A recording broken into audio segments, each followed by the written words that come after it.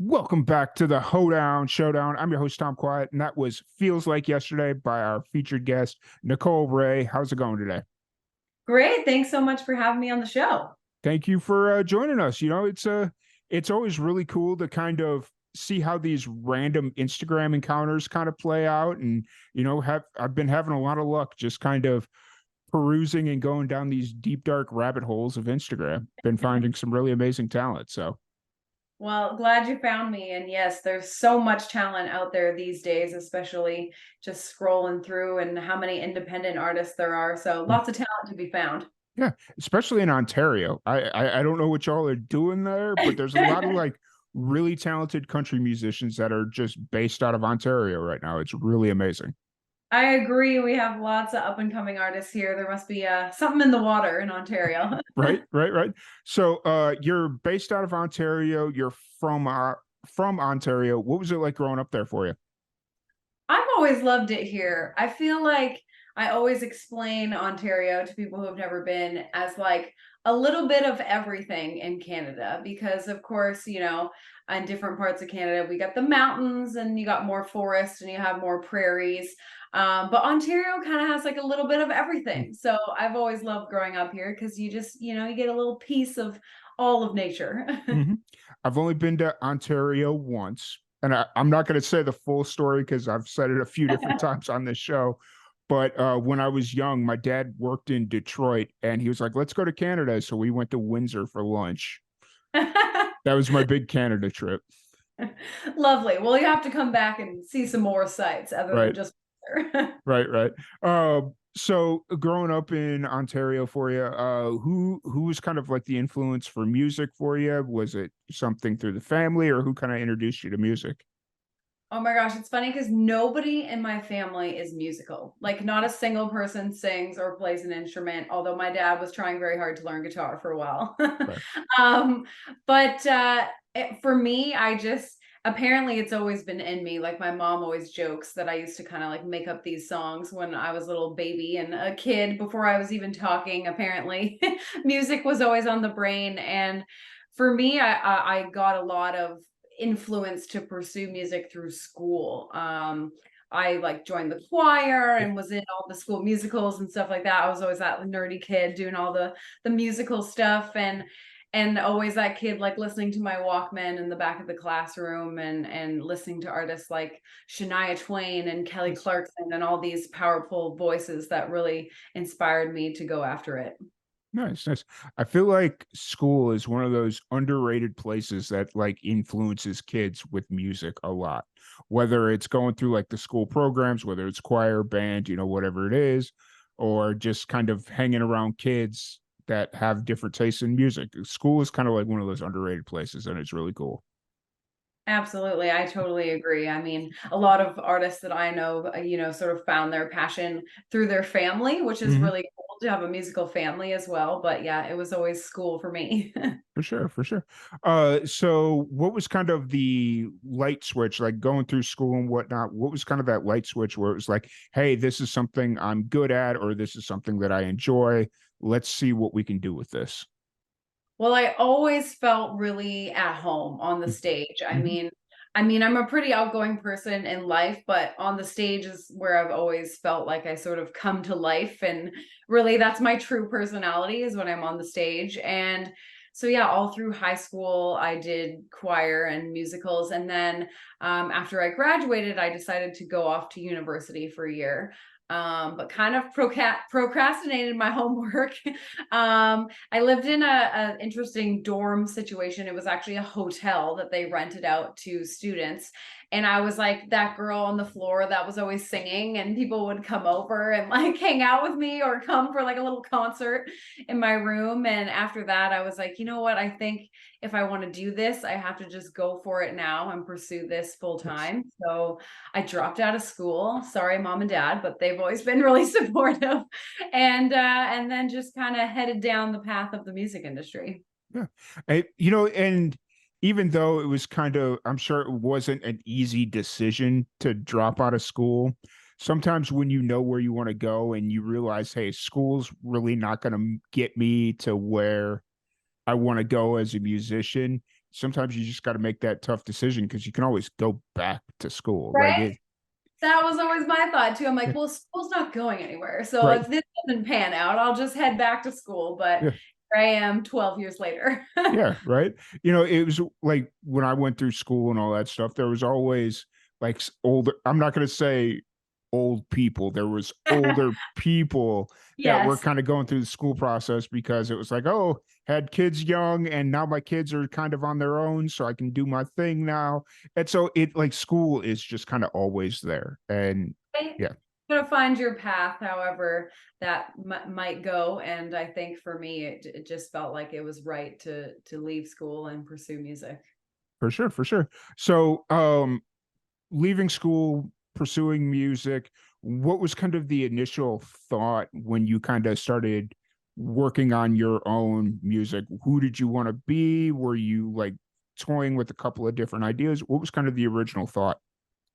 So always loved all genres of Mhm. music. So starting out originally, it was really hard for me because I was like, where do I go? Like, what genre am I supposed to be in? I'd never really like let anybody professional listen to my music before or like take a look at the songs I'd written. So I was kind of confused about Yeah. where to go. And I ended up connecting with a studio in Toronto called Cherry Beach Sound. Mm. And the owner there kind of took me under his wing and introduced me to some wonderful people, a producer and a songwriter who kind of helped me better craft my Yeah. songs, I should say. And from my songwriting, they really felt like country was the place for me. And so I started obviously going down the path of country music. But I still love all the other genres. So I feel like I always have like a toe in pop and rock as well, Mhm. and have a lot of influences from other genres in my music always. For sure, for sure. It's especially this day and age where people grew up with in a family of divided musical tastes. Like mom was really into country, but dad was really into rock and so like these Yeah. divided tastes are just so common right now. And just kind of the fact that yes, you're a country musician, but you still have that rock flair, a little bit of a rock flair to you. It's really cool. And just kind of making that decision where you were listening. You'd mentioned you were listening to like Shania Twain, Kelly Clarkson at that point, Yes, yeah. which I mean, I guess thinking about it now, that all makes sense because it's like, Right? oh I yeah, mean, that adds up for all those genres. right, right. Um, so then from there, it was just performing, writing music, recording, or like when you kind of settled in, what was the plan of attack from there? Yeah, so I worked at this studio for a while on a record, my first record, an EP called Only Everything, which came Mhm. out, oh my gosh, in 2012, I believe. Where has the time gone? Right. um, and after that, it was just, yeah, about sort of meeting people in the industry and getting out there and performing and sort of getting my feet wet. And I attended my first Canadian Country Music Week, which, oh my gosh, is this week coming up, and this is like my 12th CCMA Mhm. week, I believe.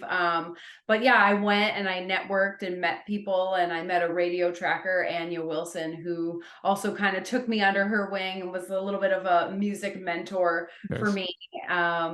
And helped me promote the first EP, and then oh my gosh, it's been a wild journey since then. I this year, actually in February, I put out my fourth record, so Nice. been a lot since then.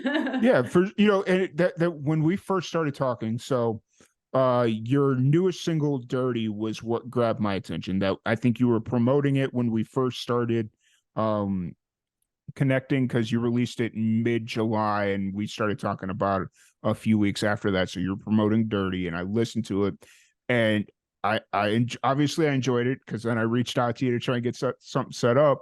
And then I was kind of going through the rest of your music and like when I'm gonna interview somebody that has an extensive catalog, has an established catalog, I always kind of like going through like the years and just kind of listening to the progression of music and just from 2012, 2013, whatever the first release was to now you stay true to yourself, but that growth is just absolutely amazing.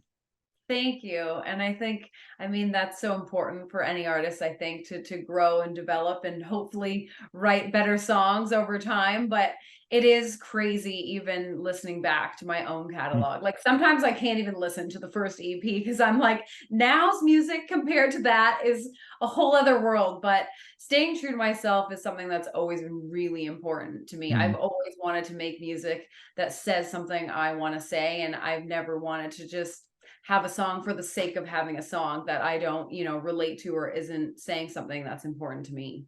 For sure, for sure. So we're gonna play "Dirty" here in a few minutes. What's the story behind this song? Oh my gosh. So this was a really fun write. Earlier this year, I sat down with actually the producer of the track as well, Doug Romano, and a writer out of Nashville, but a Canadian guy, Ryan Sorstad. And I was telling them that with the new music that I want to put out, I want to go in a bit more of a rock bluesy Mhm, side of country. And I just wanted to have fun with the writing that we were doing. And so Doug came out with the title Dirty. And immediately I was like, yes, this is going to be fun. I'm on board. And we talked so much about how it's so ironic that, like, when we're going out for a night on the town, we clean up, mhm. but just to go home and get dirty. And so that was sort of the initial line for the song. And it went from there. And I've just had a blast playing this one because it's so much fun, and especially during festival season, it's great to have a track that people can dance to and get dirty Oh, to. yeah, for sure. That's oh, how long or so when, you decided you were gonna record "Dirty," had you played it prior to actually recording it, or did you just record it and then release it?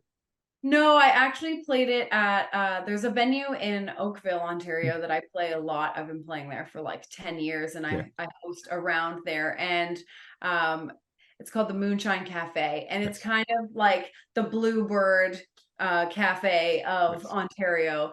And I always play stuff there before I record it because it's like a safe space, and yeah, it's nice to play the track and get people's opinions before. So I played it there, and everybody was like, yes, we're on board, you have to record yeah. this. So then, like, right after, I went into the studio and we did that one.